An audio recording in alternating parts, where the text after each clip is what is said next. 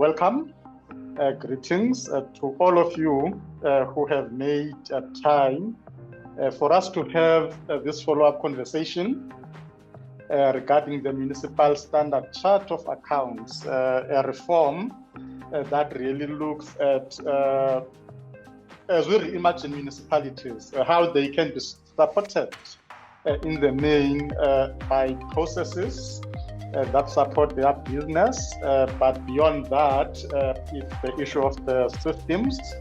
It's an old reform because it's been more than 10 years since National Treasury introduced the Municipal Standard Chart of Accounts regulations, but because of, I'll say, many challenges that we continue to experience in the process, it's for that reason we then decided let's have these ongoing conversations through this medium that has been created between Dan and Tim from Future Cities Africa, and thanks once more, my brother, as well as the team from the Municipal Edge in ensuring that we have this medium. My name is Zolani, and the surname is Zonyane, the Editorial Director, Webinar Curator and Moderator from the Municipal Edge, and we are joined by partners in you as the audience, looking at the profile of our audience from our national, provincial governments or sphere of government. We've got municipalities. We've got also our colleagues from academia, from various civil societies, ratepayers associations, private sector. Even in the midst, we've got some of the system vendors that are actively involved in the implementation of mSCOA. Before I go further, I will just allow my panelists a few seconds for them to introduce themselves. It is to acknowledge Sikfaro, Salga, and Simam in terms of the work that we do. On that note, colleagues, as I ask my audience, we appreciate your presence in the audience, your continuous support, because in the audience itself, we've got what you could call regulars in our webinars. As I've indicated, we are in the 4th year this year. We have walked this journey. You have walked this journey with us as well in ensuring that they are a success. As usual, our chat box is open for comments. The Q&A function is also open as usual, and we believe we will have a thought-provoking webinar, as we always do, also drawing from the previous webinar we had on the 23rd of August, as this one is a follow-up. Let me allow my panelists just for them to quickly introduce themselves before we can get to what I will call the business of today, starting with Mr. Vuyo from Buffalo City Municipality. Morning, Chair. Morning to the panelists. Morning to the members in the platform. My name is Vuyo Majikijela. I'm from Buffalo City Metropolitan Municipality. I'm the General Manager in the Budget and Treasury Office. I also am the mSCOA champion for the city.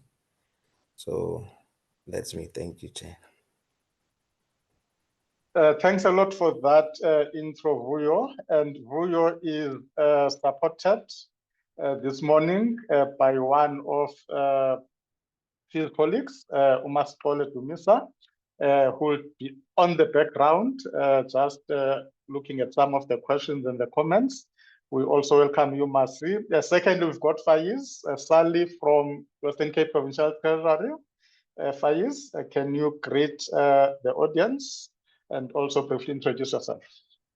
Hi, good morning, colleagues. Thank you, Zolani. It's Faez Salie. I'm representing the Western Cape Provincial Treasury. I am the Director of Local Government Accounting Services. Thank you.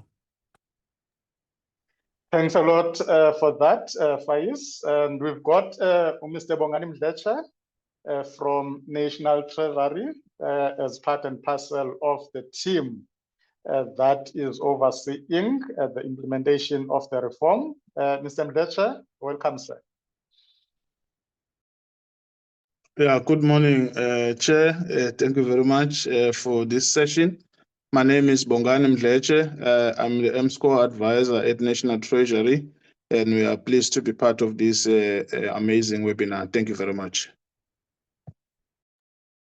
Thank you, sir. After Bongani, we've got Mr. Cornel Ebersohn from Business Engineering. Cornel, can you greet our audience, please? Apologies.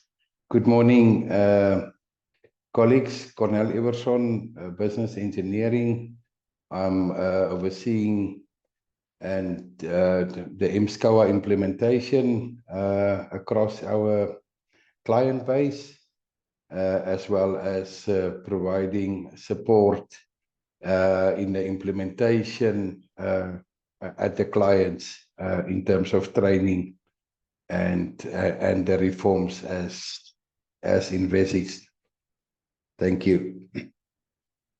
Thank you for that, Cornel. And we also have Mr. Mike Steyn, who is closely working with National Treasury on the reforms themselves. Mike, can you greet our audience and briefly introduce yourself? Thank you, Zolani. Good morning to everybody. Thank you for the opportunity to join you today. I am part of the regulations team that is working on the drafting of the business processes and system requirements as part of this project. And yeah, I thank you very much for the opportunity to join you today. Thank you. Thanks a lot, Tim, for joining us this morning, as I've indicated, and once more to our audience. As we start now, let's keep this session as interactive as we normally do. But beyond that, we always say if we don't touch even one individual through these webinars, between myself and Dan, we always say we haven't achieved much because as part and parcel of this medium, it's not only it being a vessel of knowledge exchange, but also in terms of empowerment, sharing that knowledge and ensuring that as we move out of these webinars, we go to our respective areas of functioning. We start to implement that which we have learned. But beyond that, we also say we are a marketplace specifically to ensure that we connect various role players and amongst those other municipalities themselves, because as Vuyo will be presenting, there will definitely be a municipality that will say, I can learn one or two things from Buffalo City Metro. Vuyo, over to you, and let's get going. Thanks a lot, colleagues. Well, thank you, Chair. Let me try and share my screen.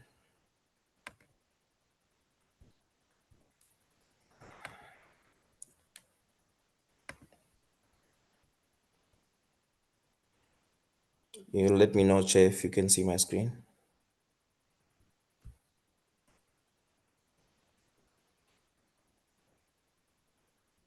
Yes, I can see it. I think you can get started as soon. Yes, there we go. Thanks a lot. Thank you, Chair. Morning again to the members, yourself, Chair, and the panelists. Today, I'm going to be presenting our progress in terms of mSCOA implementation, and more specifically towards automating our systems as a city. So It's just a journey where we started, where we are, and our roadmap. And then the specific challenges that we're working with NT in terms of resolving. So as the city, we were early adopters of mSCOA. So when the regulation came into effect in 2017, but we adopted this in 2016. And we rolled out version 5.4 as a city. There was a project team that was assisting us, and we formed a project team to roll out all the 15 mSCOA business processes. The project team consisted of about each business process and unpacked it and mapped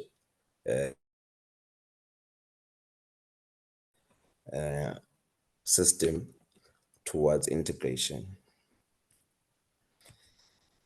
Now we broke the implementation into two phases.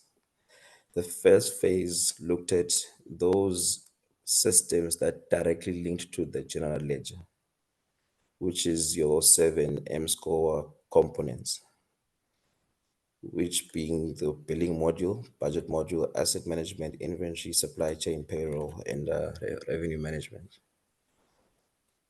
All the above modules were rolled out and we integrated to the ledger in July 2018. Now, once we concluded that process, it was an issue of maintaining the version changes as the mSCOA matured.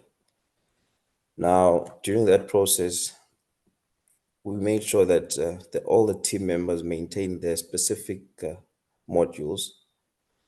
Then we rolled out phase 2, which phase 2 then looked at your subsystems.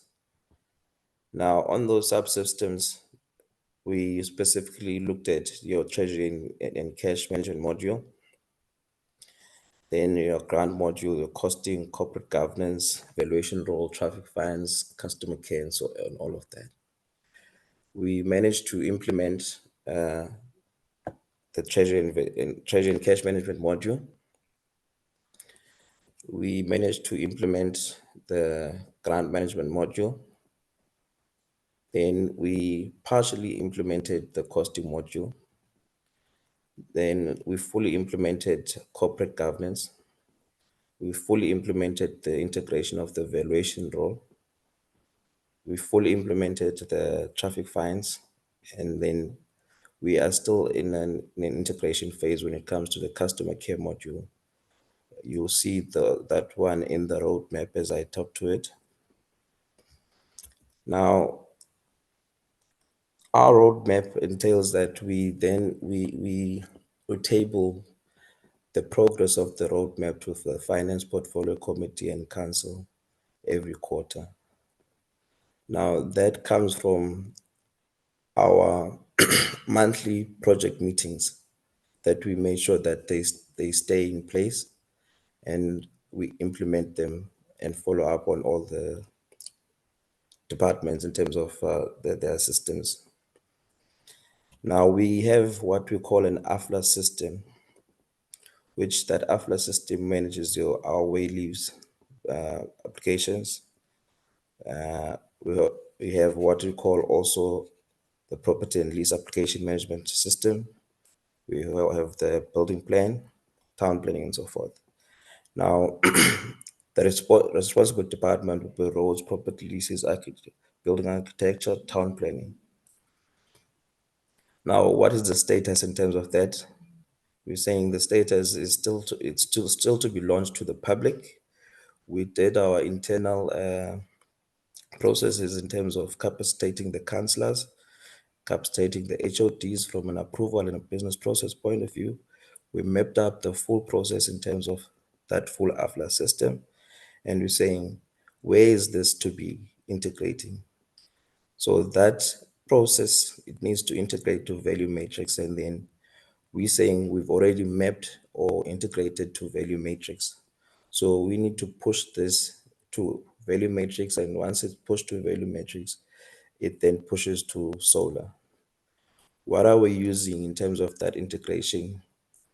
We explored many options in terms of that integration, but we resolved on using an LP key as our point of unique, as a unique identifier to make sure that that integration works. So that has been done.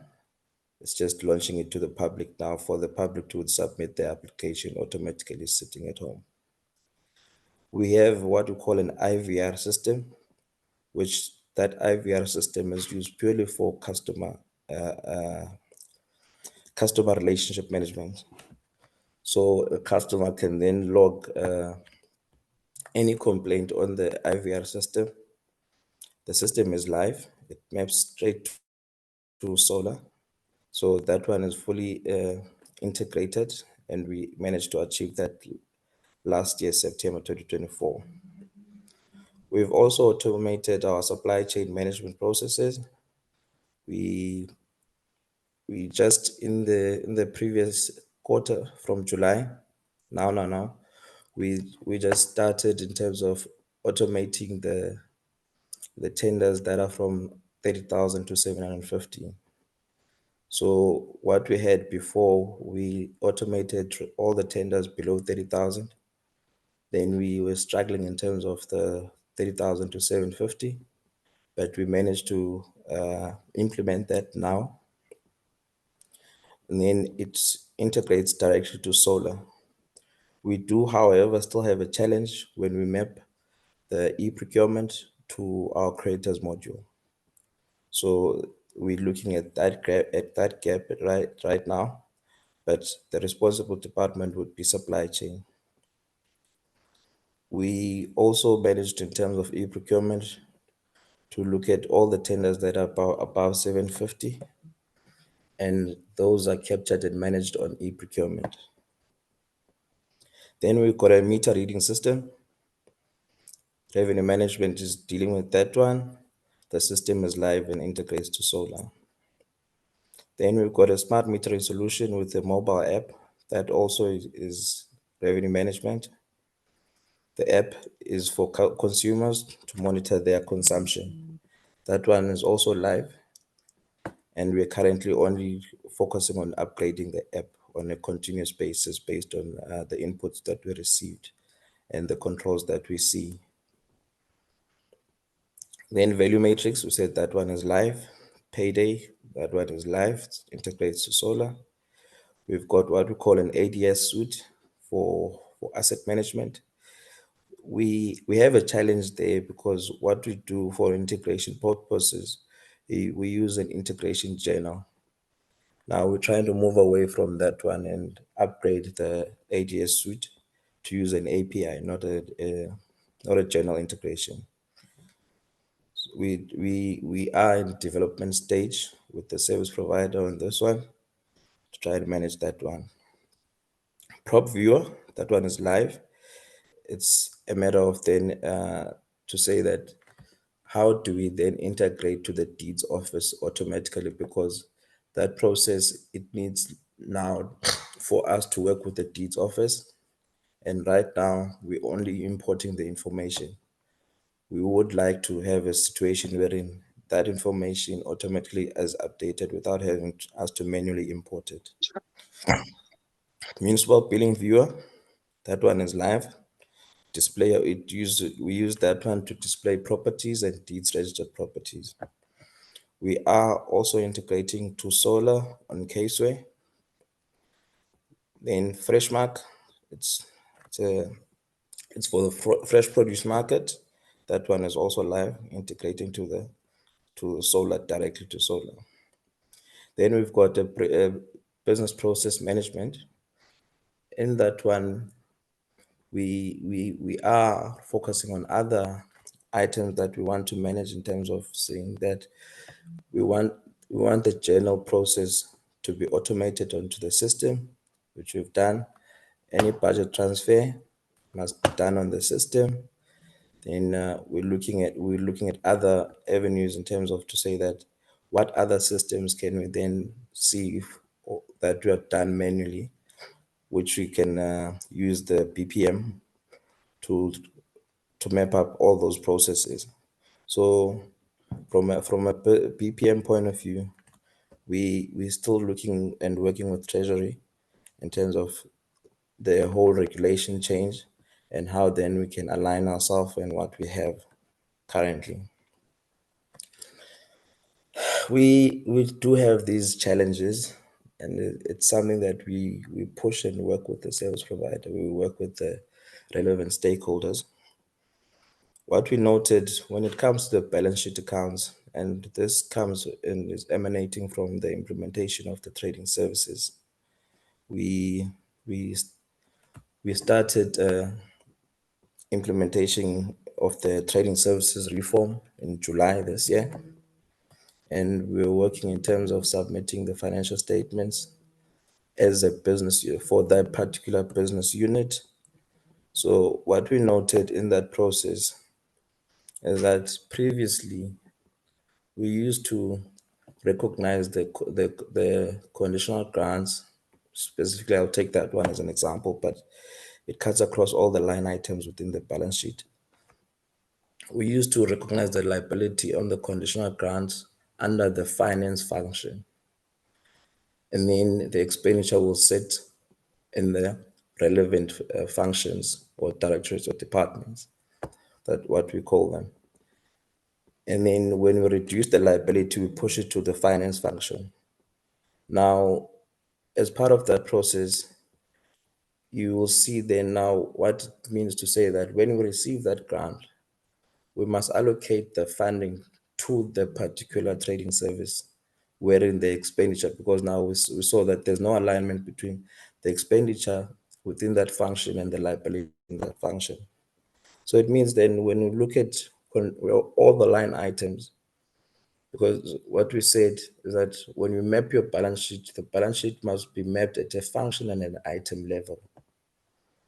So we had to then look at all the accounts of the balance sheet and then unpack all those accounts to the separate functions.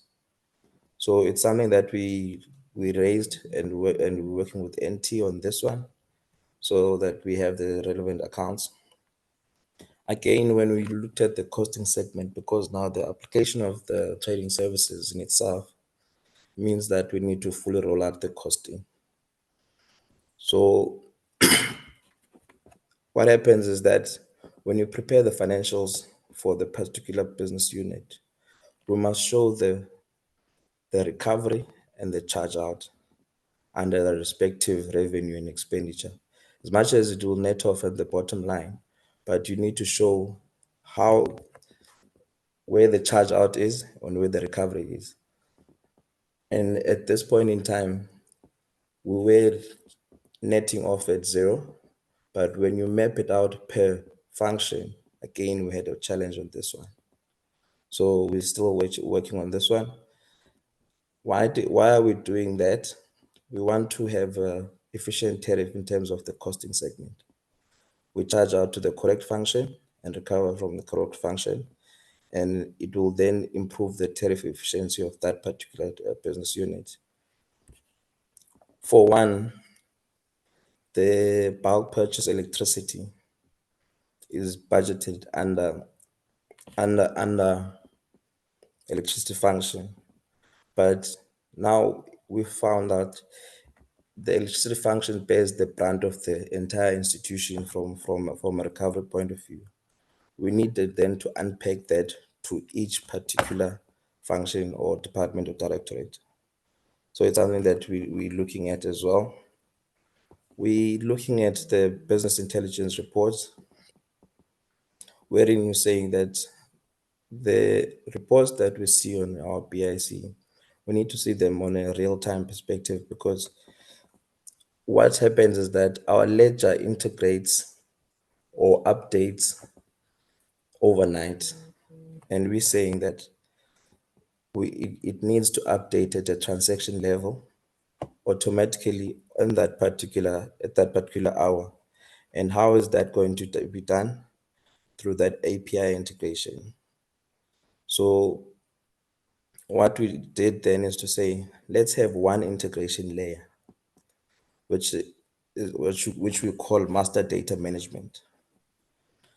so that solar pulls information directly from that integration layer, and all other systems push to that integration layer without having to say that case where there's a specification to map directly to solar. We're not saying that is what we don't want. That we want to have one specification for the integration layer, and solar must pull from there, and all other systems push to that side. Now, all of this, we have to work with our system vendor, and we try and support in terms of push, in terms of making sure that they develop the requirements as specified.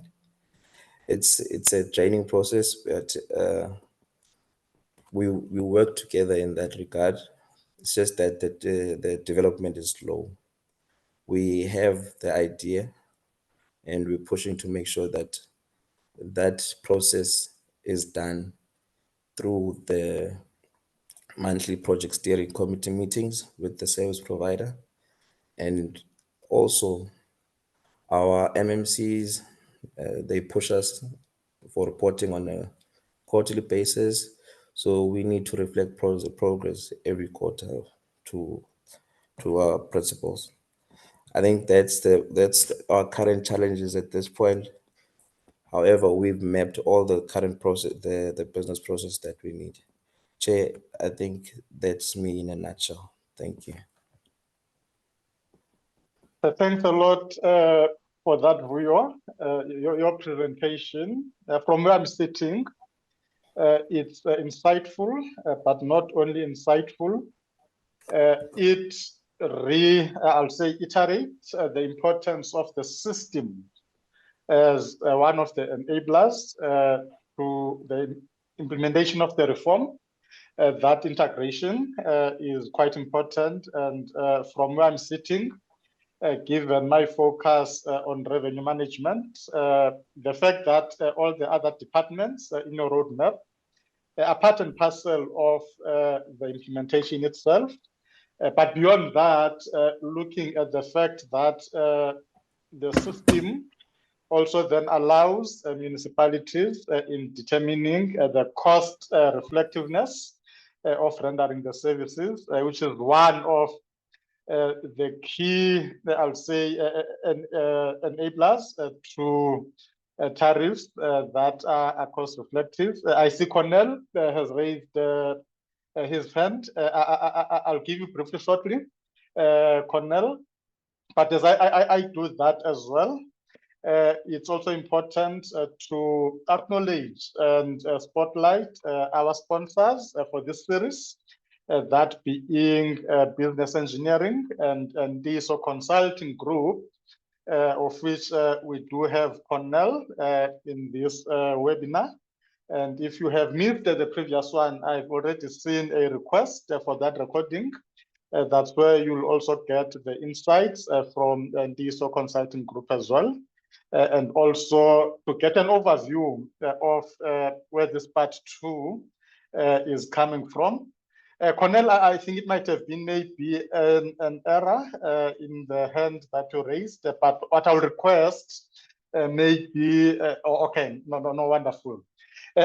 I will be allowing Faez, as I've indicated, to also come in at this point, more so from the role of provincial treasuries, because we often look or place attention only on national treasury when it comes to these reforms. But there are provinces that are doing a great work in supporting municipalities, but also in supporting national treasury in the implementation of this reform. We had the Eastern Cape Treasury in our previous webinar, and this time we are taking up the Western Cape just to share those experiences, and possibly what you could then, Faez, from your side, call it whether a call to action or the advice that you can share, not only with treasuries, but also with the municipalities as we are in this journey. To the audience, once more, Q&A option is open. Your chats and comments and your insights are also welcomed in the chat box, which we have opened for you. Faez, I'll be sharing your presentation from my side as we agreed. In the meantime, you can just start opening the session, and over to you. Thank you, Zolani, and apologies for my voice. I'm just a bit under the weather, but good morning again, once again, colleagues. It is always a privilege to be here today. Just to set the scene for, I would say, a conversation that is critical to the future of local government in South Africa. For those that may have missed it, I'm Faez Salie. I'm representing Western Cape PT. I am the Director of Local Government Accounting Services. And in our role, we stand at basically an intersection between national policy and municipal implementation. We see firsthand the challenges, the frustrations, but most importantly, the immense potential that lies within our municipalities when it comes to this reform. As Zolani said, I've been tasked to talk about, as an official of the Western Cape, the potential being unlocked through the evaluation and the evolution of the Municipal Standard Chart of Accounts, or obviously known as mSCOA in short. Thanks, Zolani. So the first slide, it's basically from what it is to what it can become, the mSCOA journey. When mSCOA was introduced in 2014, its primary goal, in my view, was standardization. It was a response to a fragmented landscape where municipalities reported financial data in vastly different ways, making comparability, oversight, and national aggregation a monumental challenge. Then came along MFMA Circular 18 2016, which took us further, outlining initial system and process requirements. For many, local government data submissions were perceived as a complex exercise, including for PT that was reviewing. It was a complex, other often frustrations or often frustrating reporting requirement to be submitted to the National Treasury. The data was collected, but its power remained largely untapped, locked in spreadsheets and returns rather than driving daily decisions. So there were various versions of the truth. But let me just be clear, this, in my view, was never the goal of mSCOA and this organizational reform. The true purpose of mSCOA is far more determined and transformative. It was designed to be the core architectural framework for all municipal operations. By standardizing our chart of accounts, we standardize our language. We now have the potential to speak the same data language across all 257 municipalities, from Mangaung all the way to Matikama, Yavas in the West Coast. This creates a platform for something powerful, multidimensional data structuring across functions, regions, projects, and funding sources inter alia. Still on the previous slide, Zolani. Thank you. However, a language is only useful if it is spoken fluently and used to tell compelling stories. This is where we have fallen short, unfortunately, in my view. The gap between data availability and its strategic use has been widening, hindered by fragmented systems, manual processes, and a compliance-centric mindset. The evolution we are discussing today is about closing that gap. It is about moving mSCOA, still on the previous slide. I'll let you know when you must go to the next slide.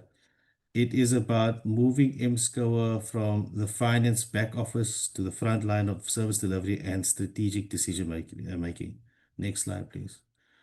So, why we must standardize processes, the rationale for regulation. This brings us to the pivotal step National Treasury is now taking on, the regulation of minimum business processes and system requirements. Some may ask why more regulation and why now? Some compelling reasons, in my view, that I'd like to frame for you, not as a burden, but as a strategic investment in our future efficiency and effectiveness. Firstly, to reduce the long-term administrative burden. It seems counterintuitive, but through standardization reduces duplication. Imagine a world where data entered once at the source, a meter reading, a purchase order, a service delivery project, flow seamlessly through the system, populating all necessary reports automatically. It's a nice to have. Is it possible? Well, definitely. No more rekeying data for different departments, different grants, or different reports. Regulation enables this interoperability. Secondly, to enable effective use of technology. I mean, we cannot harness 21st century technology with 20th century processes. That just doesn't make sense. Regulating system requirements ensures all municipalities, regardless of size or capacity, benefit from minimum standards of automation, integration, and data analytics. It creates a fair and equitable technology playing field. Thirdly, to improve data integrity and decision making. So standardized processes yield standardized, reliable data. This is the bedrock of creditable budgeting, accurate monitoring, and trustworthy reporting. I mean, for example, when a water meter or when a water revenue figure means the same thing in every municipality, we can finally benchmark and compare and make decisions based on reliable evidence. Fourthly, to strengthen accountability and transparency. Clear regulated processes create clear audit trails. They make it clear to track every rand and cent from appropriation to expenditure to outcome. So this builds trust with our communities and with our council. It moves us from explaining why something went wrong to demonstrating how we ensured it went right or was right. And then lastly, colleagues, is to facilitate monitoring of national and provincial priorities, I'd say. So much of municipal funding comes from conditional grants.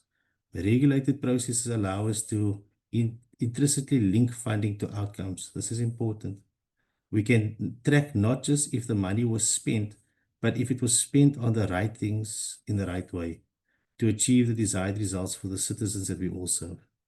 So in essence, as I'm illustrating here, or trying to illustrate, is we cannot continue to do things manually. We must build systems designed for where we want to be, not retrofit outdated processes into new technology. This regulation is the blueprint for that future. Next slide, please, Zolani. So this is my PT, or the Western Cape perspective, and the best practices. I'm just waiting for the slide. Thank you. From our provincial perspective, we see this not as a threat, but as a necessary and welcoming framework, and we welcome this framework. It provides the clarity and consistency we need to support our municipalities effectively, especially the fluid environment we find ourselves in. Our role at Provincial Treasury is to facilitate, support, and guide this transition alongside our various stakeholders. We do this on various support platforms, such as the National MFMA Apps Consistency Workshop, our MAF engagements, various district-based engagements, such as our time and our SIM. The one is technical, the other one is strategic engagement, and then bespoke one-on-one engagements dependent on the implementation maturity at a specific municipality. Yes, they are different. Just as an example, last month we had various different individual municipal engagements.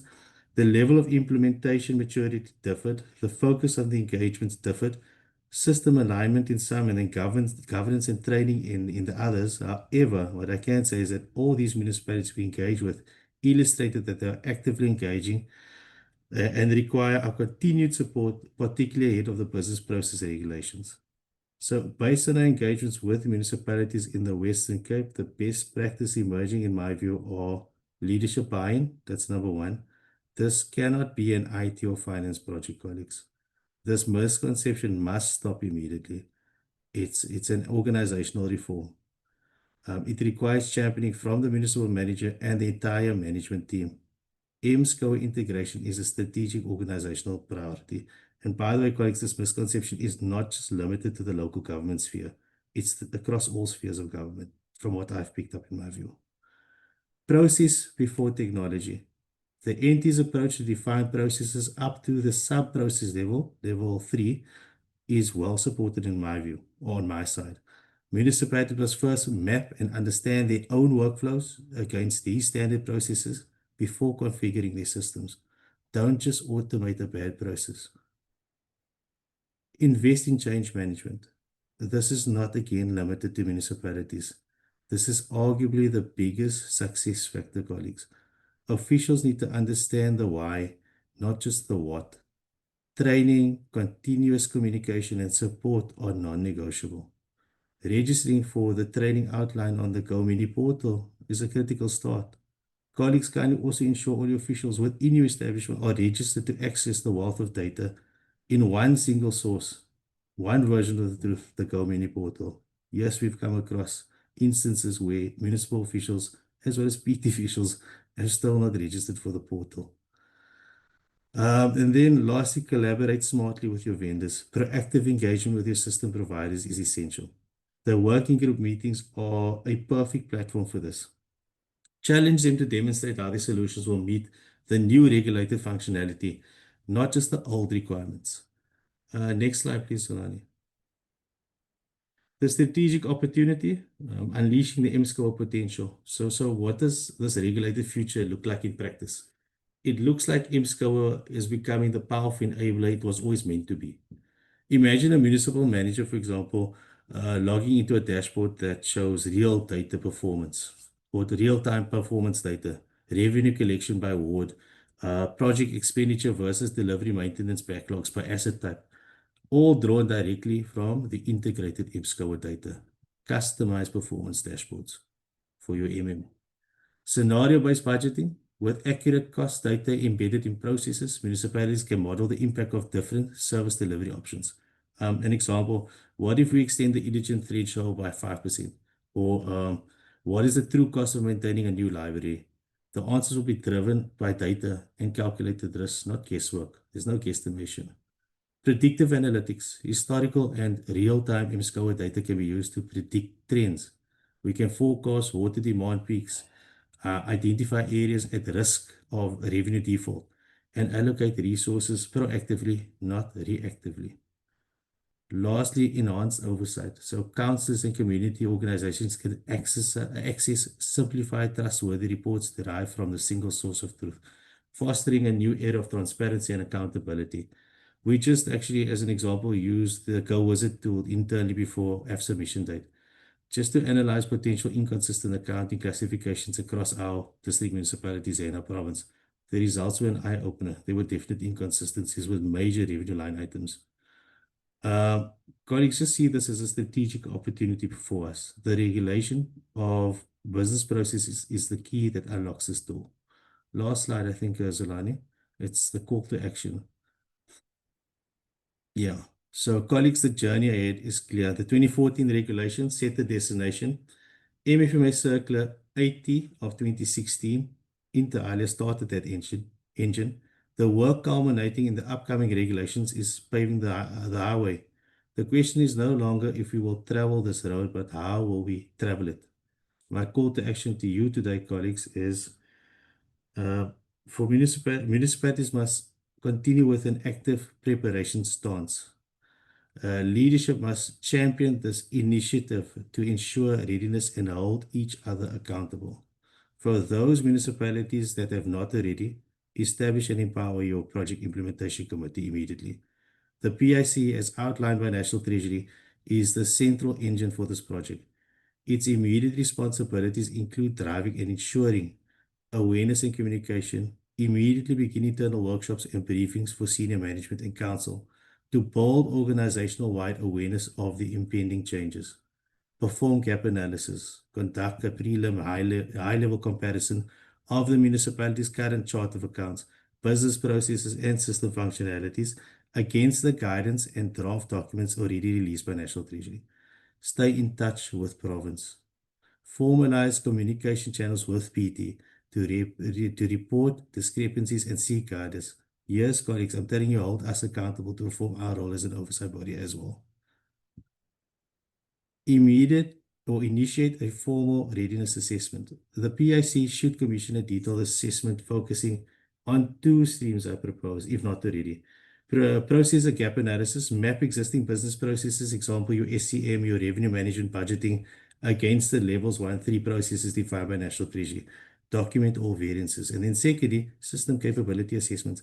Engage with your service provider and hold them accountable, and let them hold you accountable as well. Present them with the draft system functionality requirements and obtain a formal written response detailing the current gap between their system and the proposed requirements, a high-level plan and estimated timeline for developing and implementing necessary upgrades. Have a real-time Gantt chart so you can track each other. Associated potential costs is very important. Colleagues, value for money is a key principle here to drive. Please also remember the requirements of Section 217 of the Constitution inter alia. Proactive stakeholder engagement. Internally involve all your heads of departments whose functions are impacted, HR, SCM, infrastructure, for example. Their buy-in is critical for process re-engineering. Externally with vendors, scheduled check-ins with service providers. The regulation is on its way. Your municipality's ability to comply will be directly tied to your vendor's ability to deliver compliant solutions timelessly. Ensure there is a common understanding of your terms of contract and the requirements of the regulations between the two of you. On the national front, plan to participate in the upcoming ICFs, the Integrated Consultative Forums, as I think, if I'm not mistaken, I think there's either 1 or 2 happening in September. This is a key opportunity to gain clarity and provide feedback on the final shaping of the regulations. This is where you get to influence, colleagues. To the municipal leadership, embrace this change, lead it, allocate the necessary resources, and make it a strategic priority. Firmly establish and empower your mSCOA steering committees to drive this compliance internally, as highlighted in this presentation here. To officials, engage proactively, participate in the consultation process, provide your comments thoroughly by the deadline set, attend the training, build your capacity. Only you can do that yourself and for yourself. To service providers and system vendors, see this as an opportunity to innovate and provide value-aligned solutions.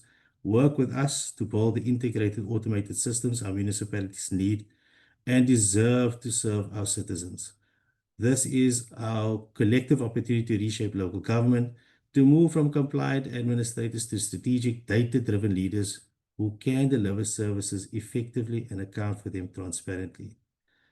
The transition to regulate mSCOA processes and systems is inevitable, colleagues. The municipalities that will succeed are those that start now or have already started. View this not as a compliance burden, please, but a strategic opportunity to modernize operations, enhance transparency, and build a data-driven foundation for future service delivery. The time for planning is upon us. The time for action is now. Let us work together to ensure that mSCOA evolves from a line item on the balance sheet to the very backbone of efficient, accountable, and responsive local governance. Thank you. Thanks a lot for that input, Faez. And I transition to Bongani. Let me thank Una and Ntiyiso in terms of the comments and some of the questions. Already you are providing guidance, which is very much appreciated. And also to acknowledge the presence of Philip from Business Engineering, as I've indicated earlier. It's one of the 2 partners that are fueling these conversations. Colleagues, one thing that I'll say on what Faez has just presented as I transition to Bongani, 2 things are coming unequivocally, the issue of the governance structures. As you can see from his call to action, and it's something that from National Treasury and all the other role players, where you have lost it from the beginning, it's not too late to go back to the drawing board in ensuring that you've got the necessary and the right structures in place.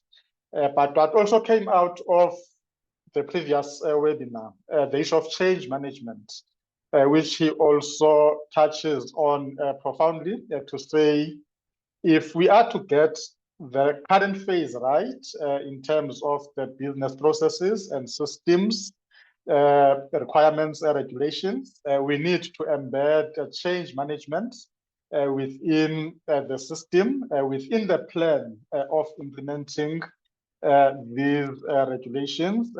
Bongani, let me then allow you to come in, specifically from the side of National Treasury, drawing from these contributions, drawing from the input from National Treasury in our webinar of the 23rd of August. Welcome, Mdletshe, and over to you. No, thank you very much, Zolani, the chairperson of the program. We really appreciate this engagement. Just to first acknowledge the 2 presentations from the municipality and Western Cape by Faez.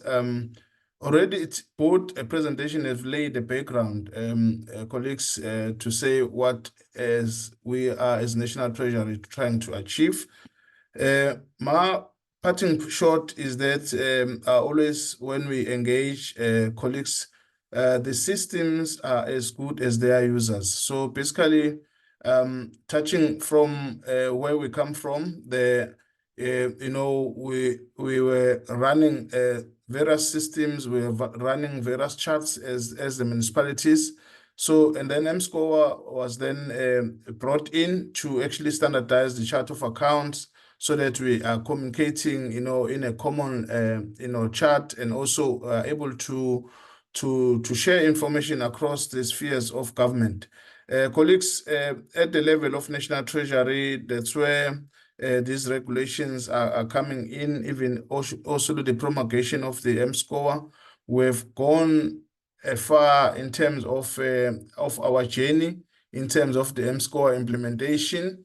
Going back to 2014, where the minister then promulgated issued a gazette for the mSCOA.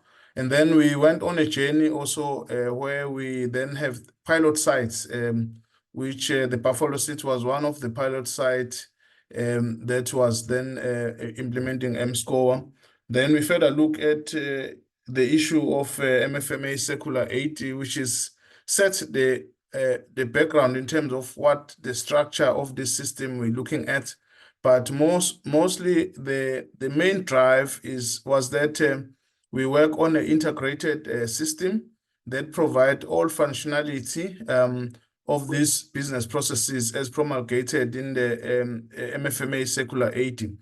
So, colleagues, then there's also a situation where we are using a functionality outside the core system using third-party systems. So there we require that third-party system seamlessly integrate with the core system, so that there's no manual intervention. And we then went further. Now we are now on the process of regulating these business processes. So at first, it was set through the circular as a guideline. Now we are now on a process of regulating these business processes. Actually, it's a big investment at the level of government as a whole, because colleagues, if we were to look at this, if each municipality had to undergo this process, it's going to be very a tidy process. But National Treasury is then working with provincial treasuries, has then embarked on regulating these business processes so that we streamline the business processes, but more the guiding principle is that we then promote automation of the processes. We start the process in the system, we finish it on the system as well, so that then we are able then to seamlessly report and also have the data that is able to be used by all the sectors that are requiring data. So we are currently then on this journey of regulating the business processes. As Faez has said, we are now embarking on the ICF processes, where we're now looking at the system specification. So having passed the first phase of standard operating procedures or workflow systems for the business processes, now we are zooming into to give a system specification to say a system that is mSCOA compliant must have this functionality that is required to be aligned with the business processes. So it is very important that we follow these processes, we get aligned to the processes, and also make comments because once this is promulgated, will then be required to implement. So it is an opportunity from both the system vendors, from both the municipalities and the users out there of this information to state their comments. So there's various consultative sessions that we are holding as Treasury to consult on these business process regulations. And we have a very capable team that is driving the regulations, which Mike is one of the members of the team. So colleagues, as we sit where we sit at, is that we then invite that we then start enjoying benefits of mSCOA, start actually utilizing mSCOA and also complying and ensure that this is an entire business reform within your organization. Let's work it so that it's not just seen as a finance reform, but it's seen as an organizational reform. So we have then placed information on the mSCOA regulations on the Treasury website, where all this information for the business processes is available, and various comments or information is there to be accessible on the MFMA webpage. So we invite stakeholders to engage on this. But all in all is that let's work together to make this a success by ensuring that systems they work for us, not that we work for the system. System should then be an enabler, reducing that fatigue we used to have, to be preparing reports, integrating information from various sources. Now, on a press of a button, across the whole spheres of government, we're able to access information, for the various needs and the use to take a more strategic decision in terms of planning.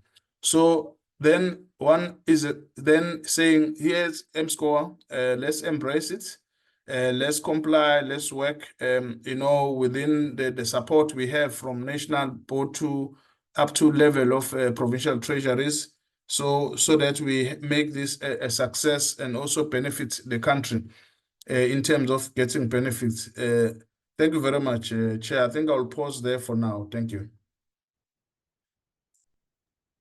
Thanks for that, Mr. Mdletshe. And again, your input and comments are bringing the previous two presentations, I'll say, together. But most importantly, as National Treasury, as the lead in these reforms, which really, as we talk about reimagining our municipalities, this is one of the reforms that give life to that reimagination. But what becomes important, not only the officials, public representatives, but also ordinary citizens. How do we use what is made available to us in ensuring that we do participate specifically on how we are governed, but beyond that, the entire accountability cycle, the responsibility that lies on each of us is then enabled by reforms of this nature. We appreciate that. I allow Cornel to come in. As I've indicated, I see questions that are coming through the comments that are being dealt with by the team, and that's great. Just to touch on one, both on what came from Chart, and there was also one question from the Q&A function from Hendrikas. What I can say, Chart, from my own experience, for an example, on a question with municipal money, I haven't used the municipal money in a while. The reason for that is because the GoMuni dashboard that Una has recommended or pasted in the comments, it works perfectly. You are able to access it as a citizen, where there are those functions that you need. And yes, you use that together with municipal money still. But beyond that, you can look at the Auditor General's website. That also, as it relates to audit outcomes, it also provides quite a great synopsis in assisting the work that we do in this particular space. Cornel, let me welcome you in, specifically having heard the inputs from our previous panelists, coming in specifically from the issue of the systems integration, but broadly in ensuring that the environment that National Treasury is creating, having operated in that space, what is it that you can offer to our audience, what you can offer to all the role players with respect to this evolution that we are involved in. Welcome, Cornel. Over to you. Thank you, Zolani. Yeah, the colleagues, you know, it's interesting how wise we got after the 8 years of battling through the initial phases of mSCOA. Yeah, in the beginning, it was a different story. We've learned these lessons. And I think what the previous speakers have said in terms of monitoring and having a roadmap and constant evaluation of where we are, and at all levels, at provincial government, all the role players, what we've learned is how to expand that, because some has done that, some has progressed well, but others have stayed behind in managing this and getting on board with this. My position is that we are still missing a lot of the role players in terms of systems and supporting systems, systems that gives effect to the municipal powers and functions of particular municipalities. I can quickly just think on traffic systems or traffic management systems, which is historically a huge amount on the balance sheet. And I don't see those systems in the forums and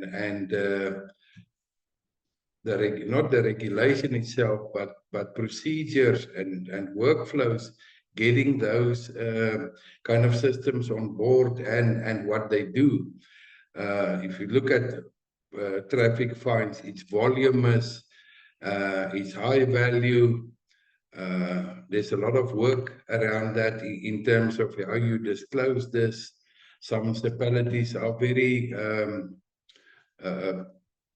successful with collecting cash from that as a revenue source. So, and maybe that is part of the problem, is not everybody that does play that role is on board.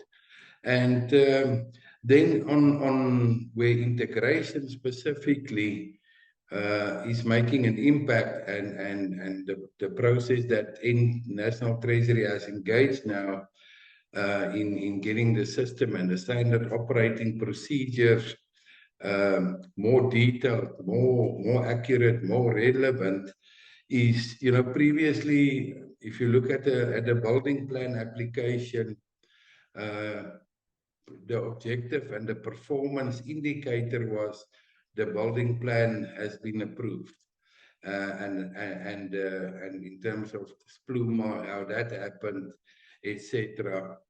But I think with the focus and the benefit of mSCOA and the standard operating procedures focus now on the conclusion of that process, and that is the billing that is happening now subsequent to that building plan process, and how you get this integrated. Building plan, if I can use that example, was always a piece of paper thing, and the value of that was, you know, all the subsequent processes, going through valuation roll, supplementary rolls through that process, get it approved, etc. Amend tariffs on a municipal billing system. That is actually the key and the big benefit of that. And I trust and I foresee that that process, or the SOPs and the standardization and even the awareness that the ICF and the consultative forums are creating now, that will be to benefit to everybody that utilizes or focus on those processes. For that matter, then, I think what has been missing is, and the colleague from Buffalo City alluded to that, is this is not a budget office thing. It is not the financial department thing only. It is something for the organization. And the benefits are there for everybody, even the private sector that is here, political organizations that I see in this forum. There is benefit for everybody. Once this works and it works as envisaged, and we've built these particular interfaces of integration with other systems to the core, then there's benefit for everybody. And you can wish away that the third parties or the so-called third parties systems. But if I can take a traffic management system, there are specialist systems. They know what they are doing. So in a lot of what municipalities do, there are going to be that systems forever. They are really specialized in what they are doing, but they can't continue as standalone systems. We need to find that smart solutions, then to integrate that, and hopefully those kind of things, the protocols will be laid down. I think it's laid down to a big extent with the ICFs, so that we all get on par and we make local government a lot more efficient and financially sustainable. You know, we from our side, we go online on the online platforms. The interconnectivity between different spheres of government is opening up. It's more cost efficient to do things, doing business through the online and the integrated environments. That is my input. Thank you, Zolani. No, thanks a lot for that, Cornel.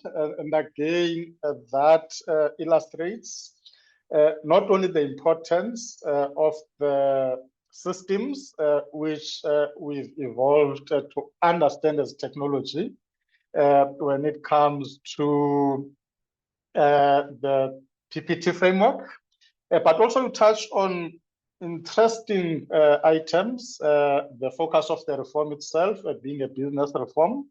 And for that, I'll have a question that I'll be posing to Vuyo, as he will just be coming in after Mike has come in. The issue of the SOPs, which looking at the discussion documents, which we focused on in our previous webinar. If you haven't seen, even from the audience, those documents, I like the way those standard operating procedures are developed, syncing them in and integrating with the systems. That will definitely simplify what is expected from municipalities. Thanks for that, Cornel, and thanks for having you this morning. As I go to Mike, as I've indicated, linking to the conversation and inputs from Cornel and colleagues. Vuyo, I'll allow you to come in soon after Mike, just on a couple of areas. One being, I'll say, from inception, we talk about the establishment of the governance structures, specifically the mSCOA steering committee, that municipalities ought to have established. As Buffalo City, what is it that you can share from that particular process, but going beyond that, the importance of having the champion, but as you have presented in the roadmap as well, the importance, and I would say the relationship with other departments within Buffalo City. Yes, we presented on that, but it becomes important to re-emphasize that importance, also to ensure that we can influence some of the municipalities that are in the audience to say, if we get the basics right, we are likely to directly contribute to this local government that we continue to reimagine. Mike, let me welcome you without really making more comments on the subject. You just pull everything together based on what has been presented, but also your insights based on your involvement in the process itself. Welcome, and over to you. Thank you, Vuyo. Zolani. Yeah, it's been really interesting listening to our previous speakers. There's been some interesting topics that have been raised, and I must admit I am quite excited about some of the stuff that's been raised, particularly in terms of the discussion around the role of process and the focus on some of that. You know, when we set out on this project, we sort of had some deliberations about how we would approach this, and you know, we obviously, building on what had been done in the previous round, we realized that getting a better understanding and a more detailed understanding of the business processes that would drive the need for the systems and the system requirements, and which would serve as the basis for regulation, that it was going to be really important to get that defined, and defined at a level more detail than possibly had been defined previously, in order that we could get into more accurate descriptions in terms of what it was that the system's functionality that was required. You know, what was it that would be required, and ultimately what would be defined then as the minimum requirements. So we approached this from, you know, using a process-driven approach, and we spent quite a bit of time gearing ourselves up as a team, and building this content. And for those that have been part of the work group so far, you would have seen the documents that have been produced, both typically Word documents with process models and narratives, and also documents describing the system requirements. But behind that, we're also trying to build sort of a repository or a database of information that we use then for being able to document this and for doing the analysis and stuff like that. Now, in our previous speakers, there's been reference to the importance, Faez, you know, highlighted the importance of defining the municipality's processes. So, you know, what we've done up until now is quite generic. We've had to be generic in that we're trying to define processes that would be applicable for all municipalities. So we've used generic terminology as far as roles are concerned, in terms of who executes the tasks.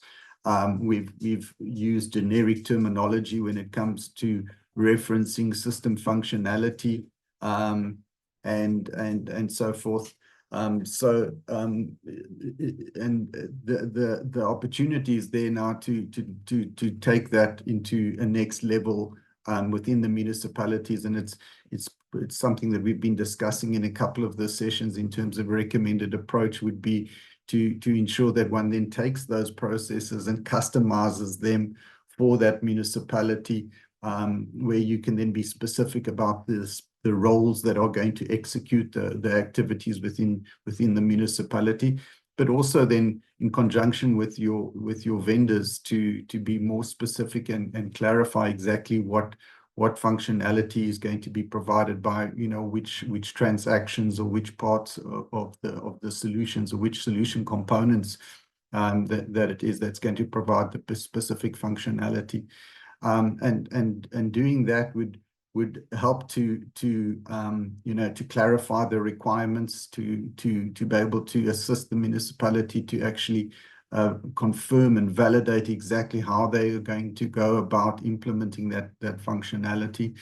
But also in addition, it provides some very valuable input into your change management, which was the other key thing that was raised, which talks to things like, you know, being able to identify, for example, not just at a systems level, but at a process level in terms of which roles in your organization are going to be impacted, answering questions about who needs to be trained in what. One would be able to deduct that or extract that from the process information. Also, you know, one of the things that from my experience, I think is quite important, and I'm seeing this coming through in the previous speakers as well, is that although training on systems is important, it's not the only part of the training. We need to be training the staff in terms of the processes, in terms of the regulations, and in terms of the systems. So dealing with the why we're doing it, the how we're doing it, and with what we're doing it in terms of the system functionality, so that it's a more complete implementation, and people can be you know, sort of motivated and understand why it is and why it's important. Not only does that lead to better adoption and stuff like that, but things like data quality is likely to be better and so forth. So I think you know, that's quite exciting to hear the previous speakers. You know, from our side, we're doing our best to ensure that the information that we're generating through this project would be available for people to reuse, and to serve as a basis for the implementations. So not just in terms of the regulations serving the purpose of that, but also to provide this as used as sort of a knowledge base around the mSCOA and processes and system requirements that people can use going forward.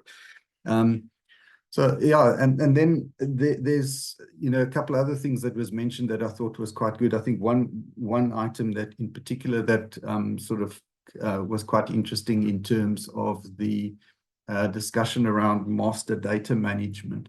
It's something that so far, although there's been quite a lot of focus on integration and stuff in the discussions, there has been some, but I think limited discussions around master data management. But I think that was a very useful comment in that, you know, it does become important that if one's going to facilitate the integration across the different systems that is being targeted, then it's important that from a master data perspective that the systems are talking the same language, and that getting the master data management you know, across the different systems is going to be key. And I think that's probably going to be an area where I'm sure the municipalities and the vendors would be looking at ways to ensure that would be as effective as possible. And then also the reference to the use of some process management solutions, and the assumption I'm making there is that those are tools that help to automate things like workflows and stuff like that. There's a number of the functionality that has been identified by the project team that is of you know, workflow nature, you know, and that's well suited to workflows. So I think having that type of functionality available and is going to be key, in that it you know, it's not only does it make things easier, but it helps to enforce the process. So from a governance perspective, you know, we can make sure that the process has been followed because it's been automated through workflow. You have the ability to also run tasks in parallel where relevant. Not all workflow tasks need to be sequential. In some cases, they can be done in parallel, and that's something that's difficult to achieve if you're moving paper around. So there's the introduction of that type of technologies is I think going to be very useful. So yeah, I think all in all, the ability to get the processes defined, to get visibility, automation of those processes, I think all sort of contributes then ultimately to providing that layer of business intelligence or management information, which is ultimately, I think, or one of the key objectives that we're trying to achieve, as well as to ensure that the information, the reporting, not only in terms of meeting, the statutory requirements and the reporting needed by National Treasury and other bodies, but internally for the municipalities to enable better decision making and to support things like predictive analytics to kind of make it well-informed decisions and ultimately to improve service delivery and to be more effective and efficient in the way we execute. So yeah, I think it's been very, very interesting. Yeah, it's been good to be part of this journey. I think looking forward to seeing how people can apply this and adopt this, not purely from only a regulatory perspective, but also in terms of mechanisms and things that they can use just to ensure that things are easier, better, more efficient, and ultimately lead to improved service delivery. Thanks. Thanks a lot, Mike, for those inputs. And again, it's always important to have the expertise of your caliber in these conversations. And you reaffirm something, even for me this morning. If you are still learning, as you've indicated, who am I not to continue to learn? I know when I say to some of the audiences that the purpose of me being part and parcel of whatever the conversation might be is because I still want to learn. Some people give me another look, but then again, as I say, if you are still learning, I can continue to be a learner. And again, our audience as well can continue to learn. As I allow Vuyo to come in, based on the two key things I wanted just to hear from BCM, that being the Buffalo City Metro, as I'll be taking Faez after Vuyo. What I want you to think about Faez or share with the audience, specifically on the people element, because even this morning, we've mentioned processes many times. We've mentioned technology or systems many times, but at the core, and you mentioned that to say, if we don't have the right people, it becomes a problem. From the perspective of the Western Cape Treasury, given the inception of the reform, because Western Cape had a specific resource that was brought in just to oversee the inception of the reform. But beyond that, the support, not only in terms of the technical expertise to municipalities, I know Treasury has invested and continue to invest on developing the people element during this mSCOA implementation.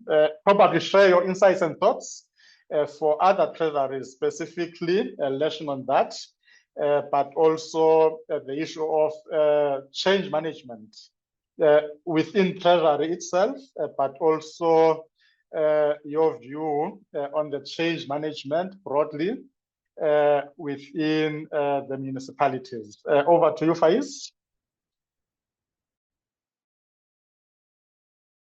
Thanks, Zolani, and thank you for the question. So essentially, the question revolves No, around... a moment, Faez.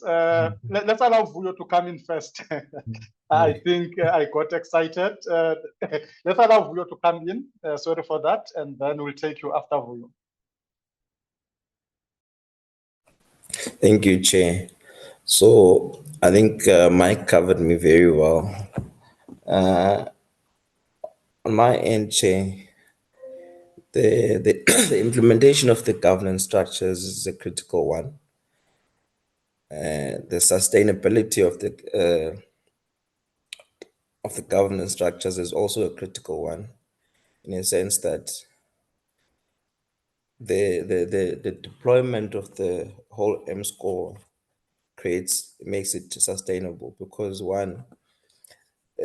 once you don't have those governance structures, the deployment of the system then becomes a problem, in a sense that you are unable to then advance the mSCOA implementation, and mSCOA is ever evolving. And you need to make sure that at every point in time, you are abreast in terms of the processes and changes that are happening. So what we did on our end, we had what you call change agents in each department. And those change agents actually took ownership of the processes itself and made sure that when we implemented mSCOA, all the changes that are emanating from the production process, they are then communicated back to every single user. And together with that, Jay, what also happens is that when you then pull other departments, it makes life a bit easier to say that when you map the processes for each business process, you need to know who's affected in the value chain, and how then do you then make sure the value chain is complete. So that's the approach that we took, and those change agents formed part of the 9 work streams.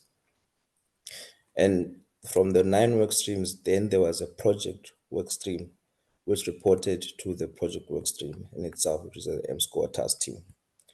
The task team then reported back to the finance portfolio committee, and then it emanates right through to council. It's important to make sure that that process is sustainable, because any collapse of those work streams, the task team doesn't have information.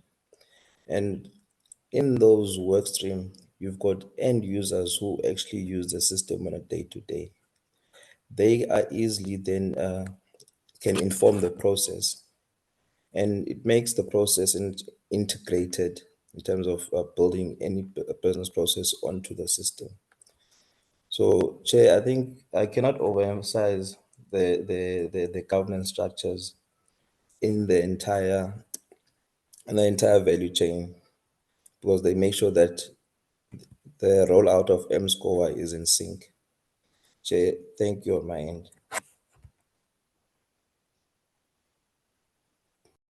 Thanks a lot for those insights, Vuyo. And again, it's a clear demonstration that the inputs made by even the panelists to say the reform itself should not be viewed as a finance reform, thereby also making it, I would say, insignificant for some of the municipalities, because the way other departments view the reform, as long as they still believe that, no, it's not our responsibility, we are not involved, and therefore finance must run with it. What you've just outlined, it further emphasizes the importance of that integration, bringing all the role players on board, but making it a point that we own the reform itself.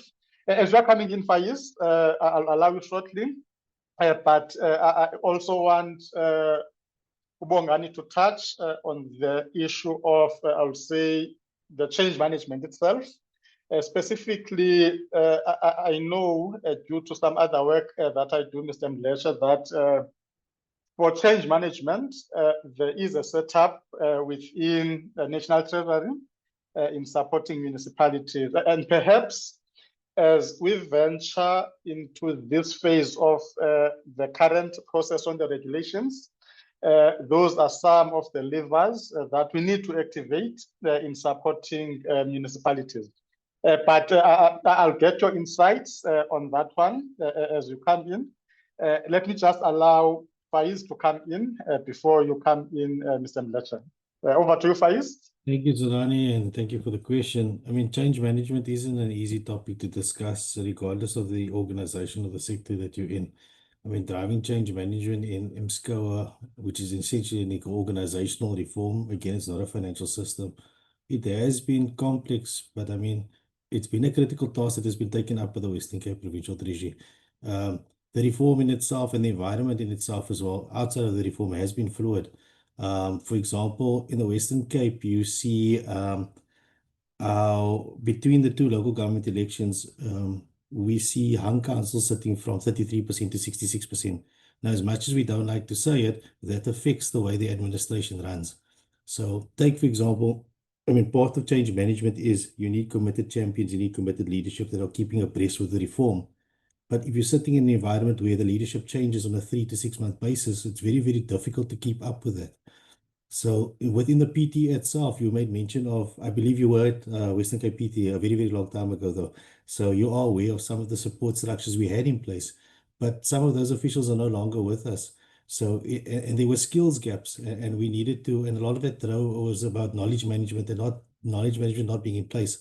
But we've picked up and we've consolidated, and we've now got, with the support of the National Treasury Info Program, we've got 2 Info advisors that are keeping us, I would say, on our toes, which is much needed. It's the cane and it's the carrot and the stick situation, but you need to be in that type of frame of mind as well, because the reform isn't going away. Like I said before, but also you also don't want an enforcer, you want to be a facilitator because you want to try and buy in. You don't want a mindset for compliance, policing, or you want to enable a partnership. In doing so, you need to be able to actually give and take. As frustrating as it may be, but it's something that you need to actually do in order to bring everybody on board as on this organizational reform. Just in closing on my side, change management isn't a presentation. Una will say the same thing. It's a process in itself outside of the reform that needs to run alongside the reform, and you need commitment to that process as well. It's not about just reading a presentation saying that's it. The previous speaker spoke about change agents. That is very, very important. So yeah, committed champions and committed leadership that are keeping abreast with the reform. Thank you.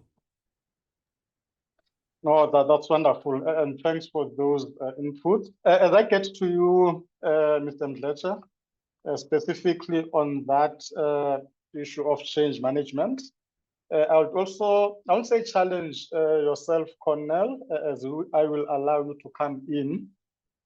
We closed with a question in our previous webinar, which is also coming through in the discussion that is taking place in the chat itself from Andre in the main, but also Chart is part of that conversation.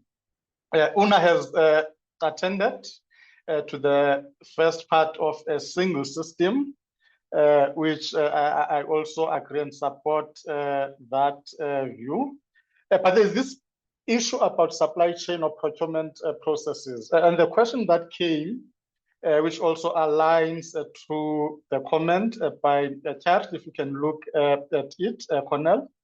The issue then was how can the evolution of the reform itself, specifically on procurement, ensure that in terms of the service providers, it's not one service provider that will then get, I would say, appointments for work that needs to be done. And that question was also specific to say, at times, it might be one service provider, but not necessarily the best in terms of the delivery. looking at the outputs and how that impacts service delivery. So from the systems point of view, Cornel, it will be an issue of, I know, in terms of even the business processes and the modules and functions, there is one that focuses on procurement. Linking that to what Kat is raising specifically, I believe as we close, the colleagues will also touch on that last part of that comment to say, with an impact chairperson recently saying they are opposed to digitalization of SCM because it will make it harder for the poor. Which on that one, I hold a contrary view, but I'll allow my panel as they close to also touch on that. Let me allow you, Bongs, to come in, and then I'll allow Cornel as we work also towards the closing. Each of my panelists will have the last chance, about 2 minutes. You can also start preparing yourselves for that phase of our conversation. Mr. Mdletshe? No, thank you very much, Chair. You're doing very much good job here. Yeah, for me, I'll just start with the issue of the this project champion, project change management, or the lead. For each and every project to be successful, you need to have a champion, someone leading it across organization, and then we need to have champions within business units. And then we need to have a sound project steering committee that then looks at the entire implementation of the project. Colleagues also like to mention that, this journey is a long journey. So we always require that municipalities, they prepare a roadmap. A roadmap is kind of your checkmate to check where you are with implementation and where you have, achieved full compliance. You then not stop, but you then monitor effectiveness, and then you tighten controls around that business process. So then coming to change management, colleagues say if this is not done correctly, you can bring in a very good system, but or maybe bring in a good change. Let me talk about the change, a good change or good direction, but you can be failed by the users if they are not onboarded correctly. So because they will still have fears of the future to say, we are comfortable with the current environment, and now this change is coming to threaten, our capabilities. It started with the capability, some fears, individual fears, and then also not knowing where the future is holding. So we then, I think at the level of Treasury, both provincial and national, the issue of change management need to be continuous chapter. We can't say we have done it last month, we're not doing it this month. So it needs to be part of our agenda so that we onboard all the users, we bring them on, to ensure that they fully buy in, because without that buy-in, we might have challenge in terms of implementation.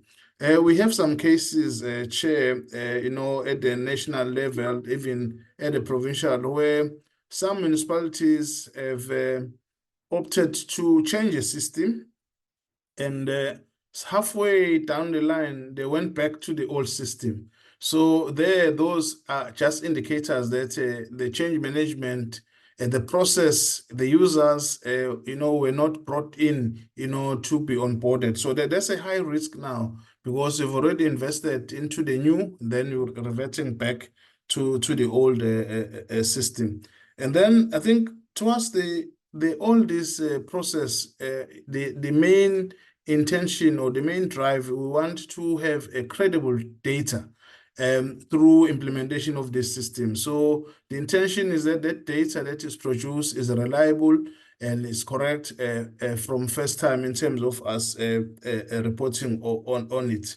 And then I think I'll touch a little bit on the issue of procurement, though Cornel will then touch on it, maybe on the system specific.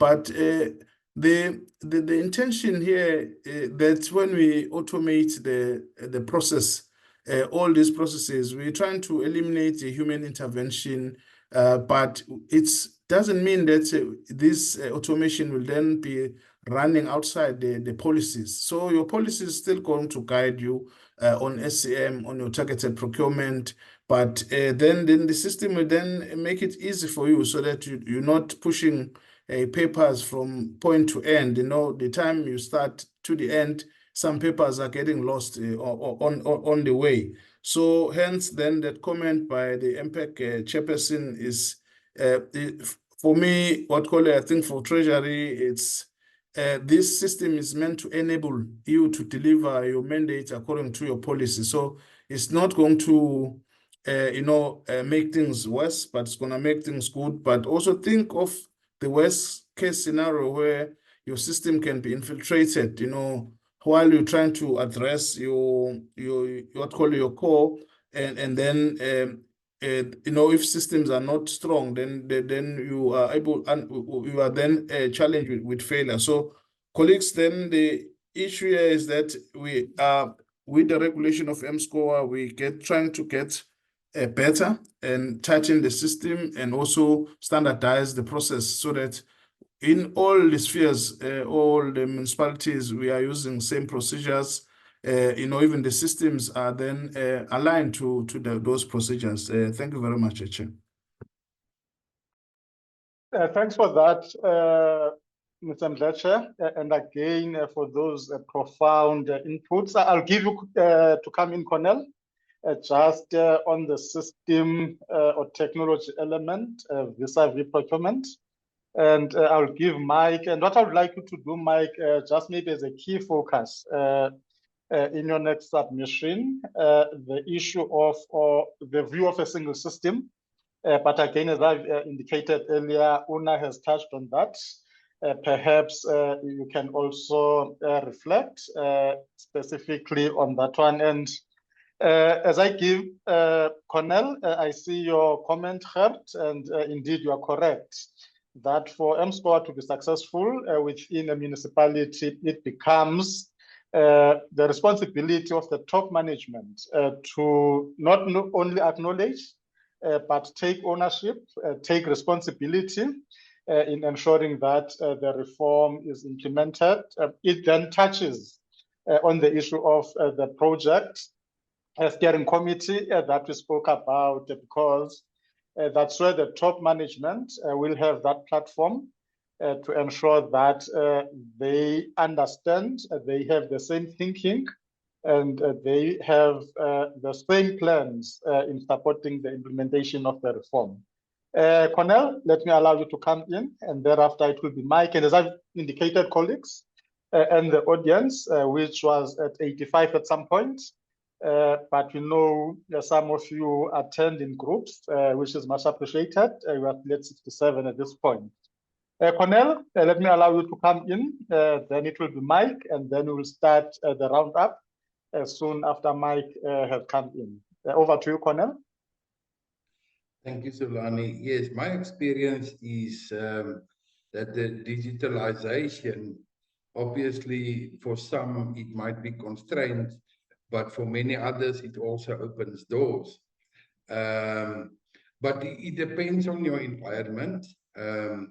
And I think the SOPs must not be seen as something that is restrictive.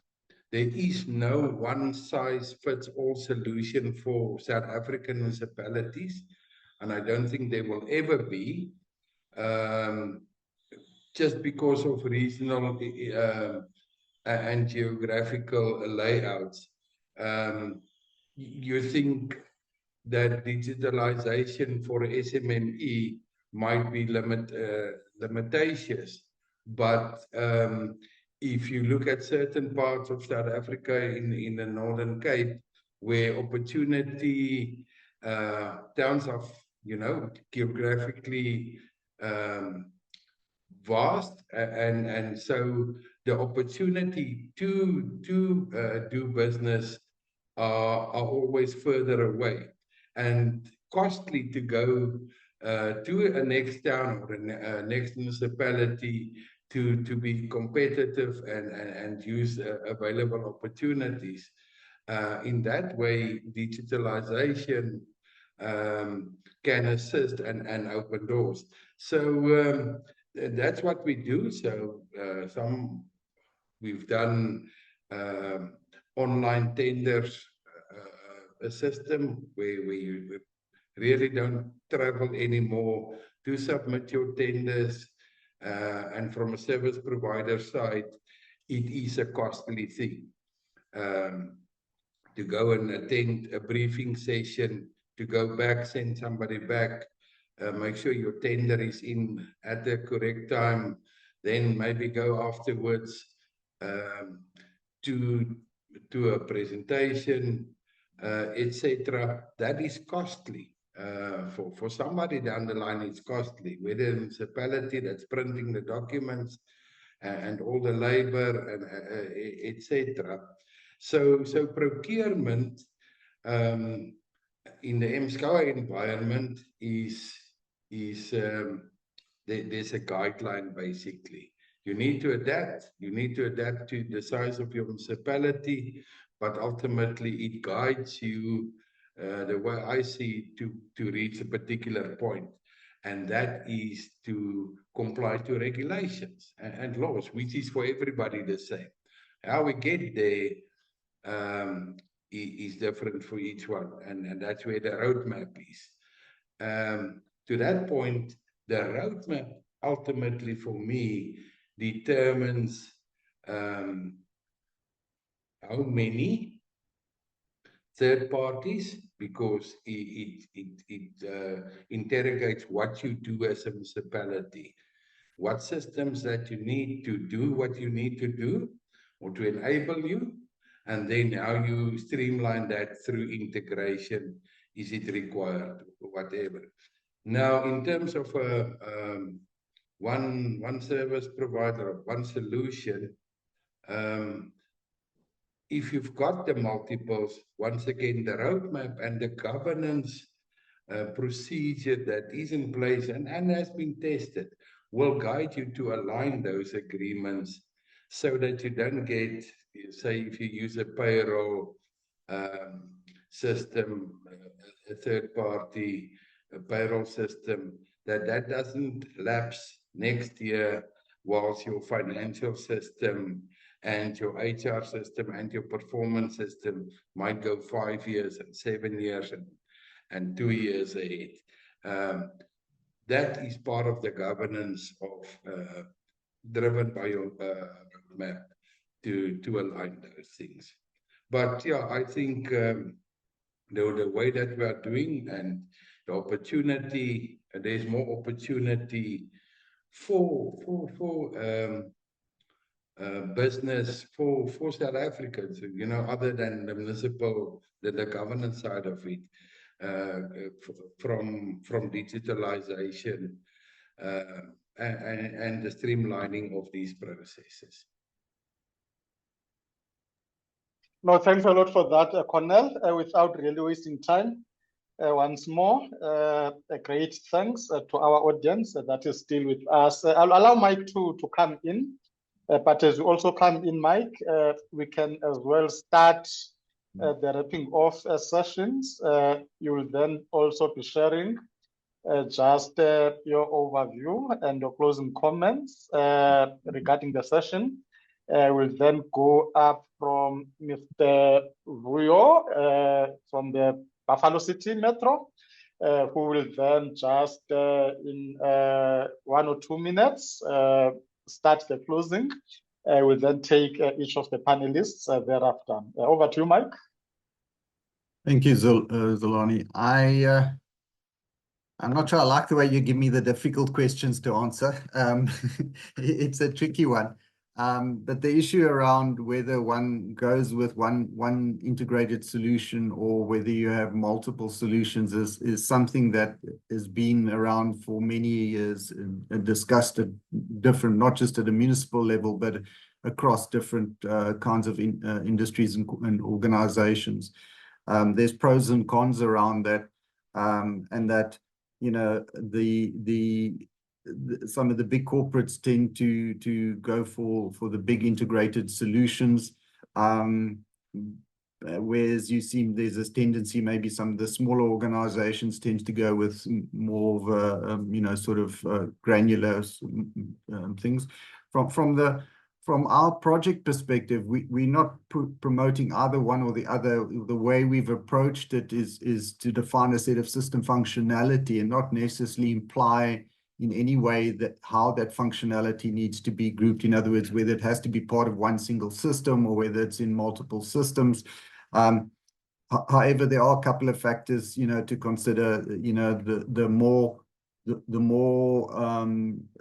greater the number of solutions that you have to deal with, the more complex your integration can get.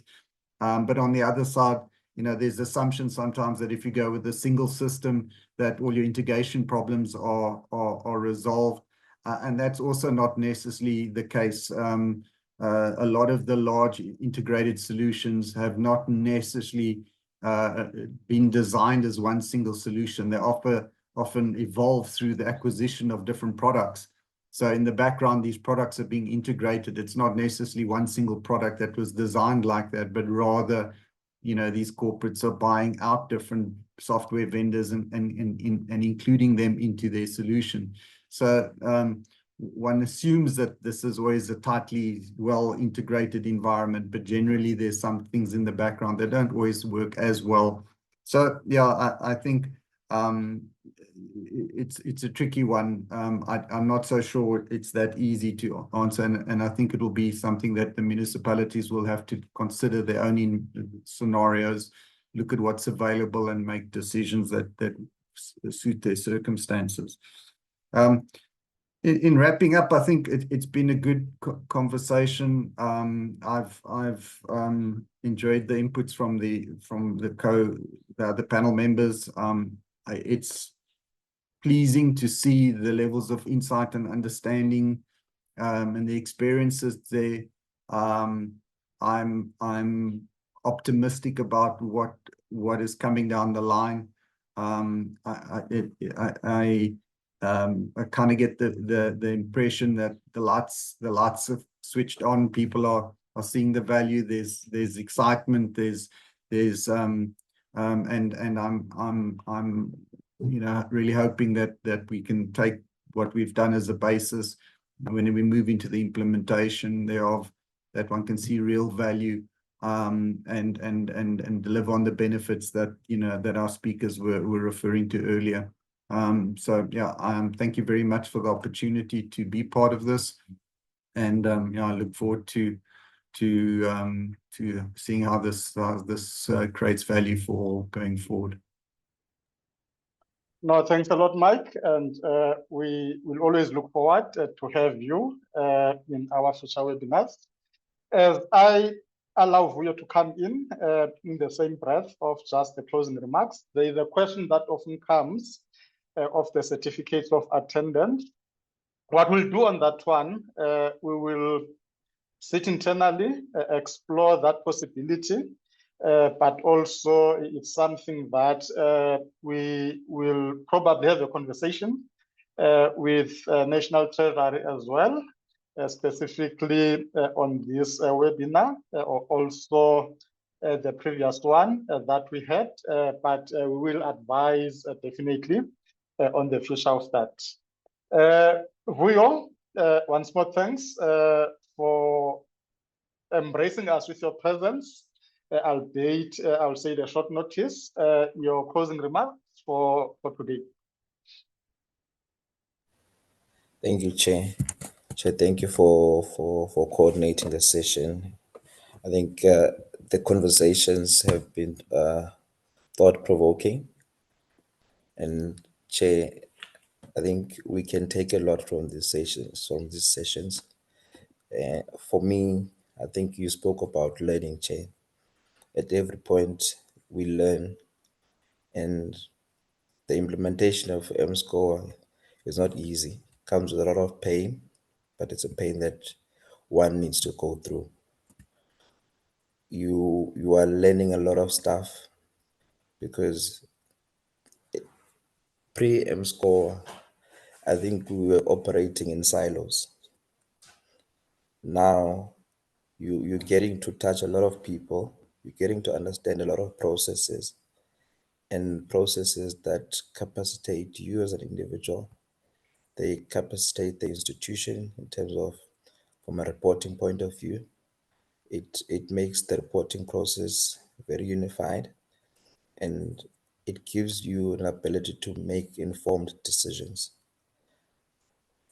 So, Chair, I think there are takeaways from this session, especially from what Mike was saying, from the different systems.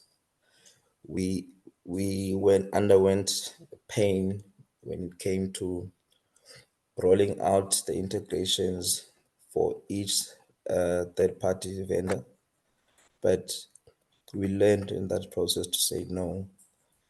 Why can't we then have one integration layer?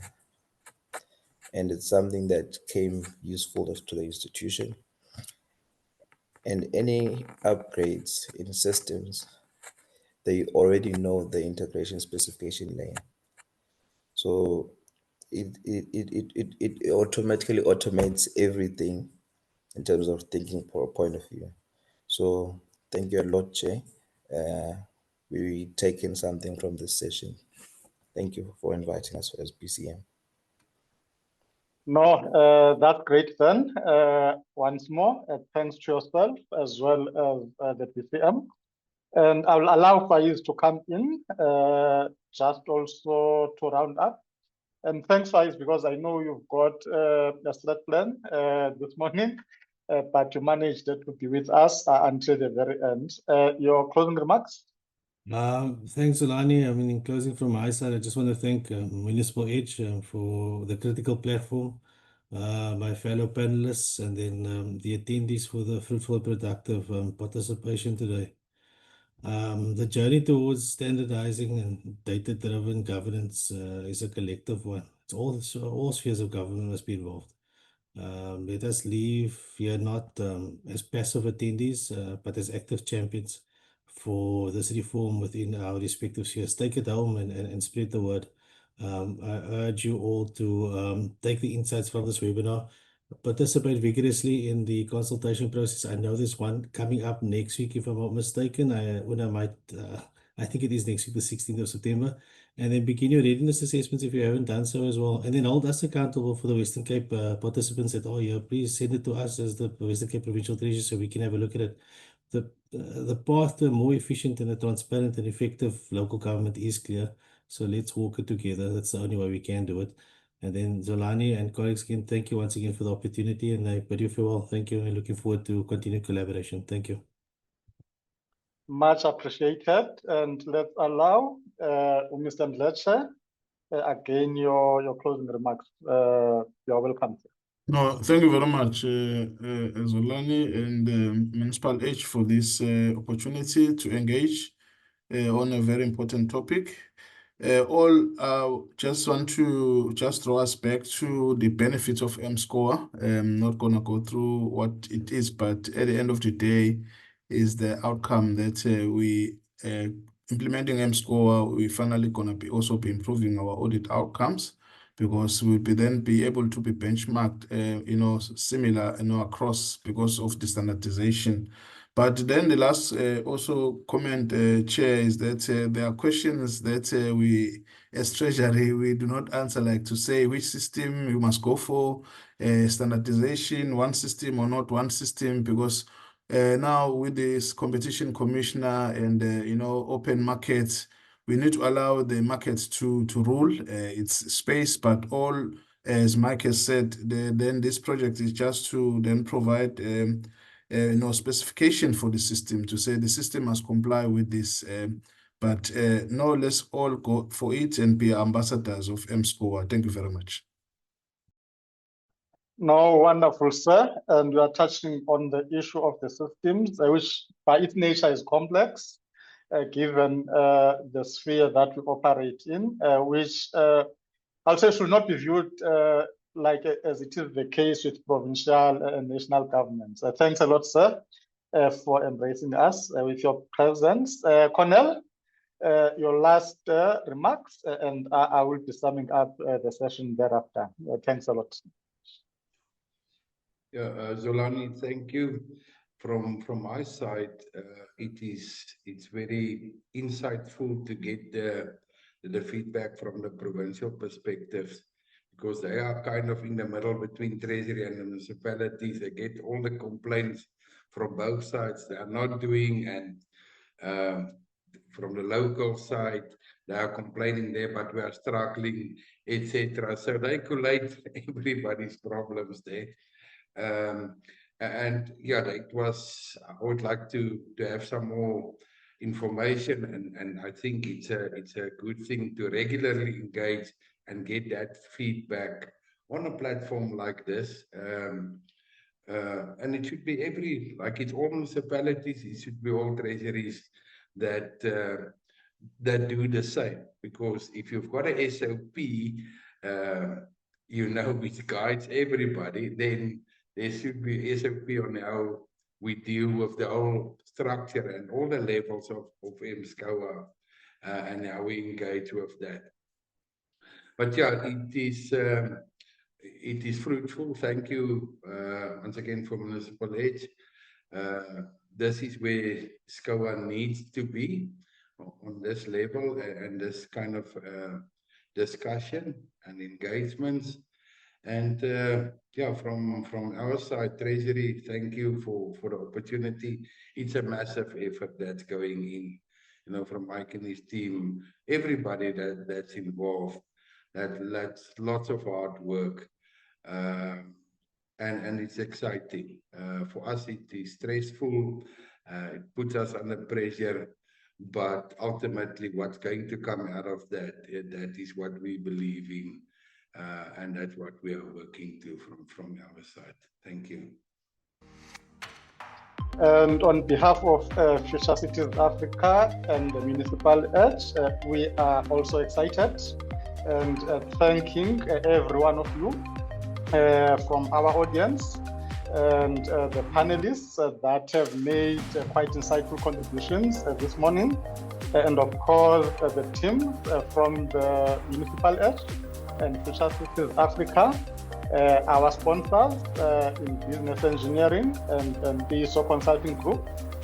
We forever appreciate that partnership, and of course, the working relations we have and the support of the programs and initiatives by SIGBARO, by SALGA, and also the Center for Municipal Asset Management. On my side, before I actually conclude, we hope to see you in the next week, where we will be delving deeper on leadership within the local government space. We've got quite a great lineup of panelists, and I'm sure you don't want to miss that. Then, my brother, I'm forever grateful, and thanks a lot. And until we meet again in the following week. Enjoy the rest of what's left today. That's all for me, and goodbye.